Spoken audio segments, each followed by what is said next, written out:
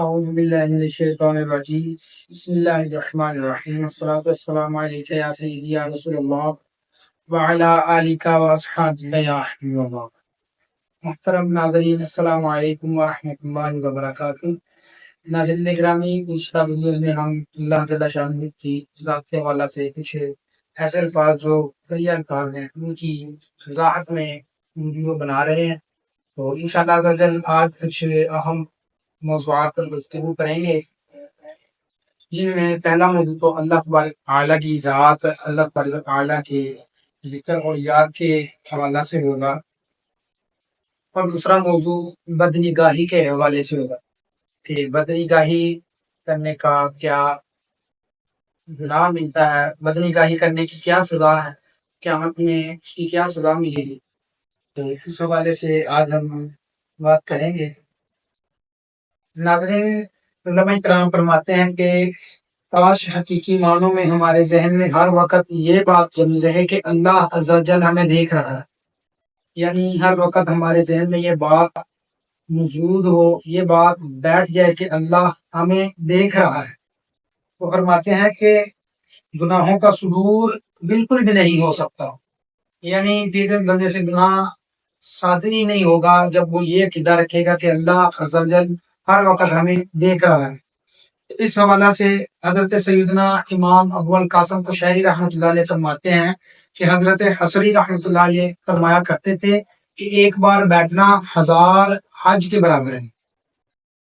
جی ہاں، کہ ایک بار بیٹھنا 1000 حج کے برابر ہے. اس سے کیا مراد ہے؟ وہ فرماتے ہیں کہ اس سے مراد یہی ہے کہ تمام تر توجہ جمع کر کے اللہ عز و جل کی بارگاہ میں اپنے آپ کو حاضر تصور کرنا.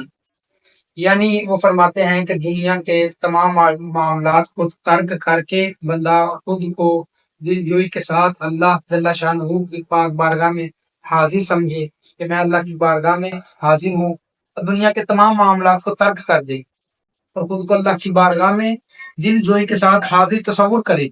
فرماتے ہیں کہ یہ 1000 حج سے بہتر ہے. یہ امام حصری کا فرمان ہے.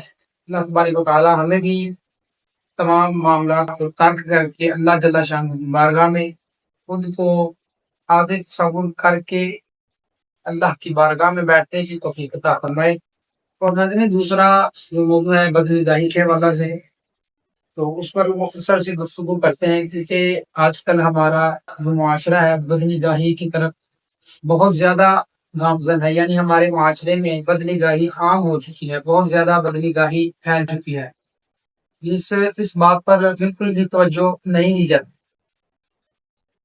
تو علماء کرام فرماتے ہیں کہ کاش نگاہوں کی حفاظت کی عادت بن جائے، یعنی بندہ اپنی عادت بنا لے کہ وہ اپنی نگاہوں کی حفاظت کرے گا.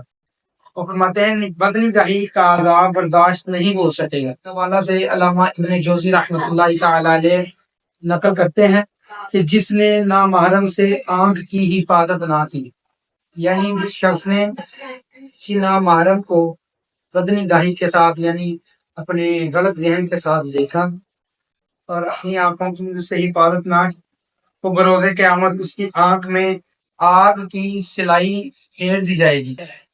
یعنی جس طرح آج کے دور میں ہمارے یہاں سرمے کی سلائی ہوتی ہے تو وہ ہم آنکھوں میں پھیرتے ہیں. تو فرماتے ہیں کہ قیامت کے دن اس شخص کی آنکھوں میں آگ کی سلائی پھیر دی جائے گی جو شخص نامحرموں سے بدنگاہی کرنے سے گریز نہیں کرے گا، جو شخص بدنگاہی سے خود کو محفوظ نہیں کرے گا. قیامت والے دن فرماتے ہیں کہ اس کی آنکھوں میں آگ کی سلائیاں پھیر دی جائیں گی.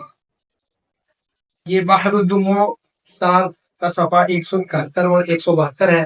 اس کا حوالہ دیتے ہوئے لوگ فرماتے ہیں کہ جو شخص بدنگاہی سے نہیں بچے گا تو اس کا انجام قیامت والے دن یہ ہوگا.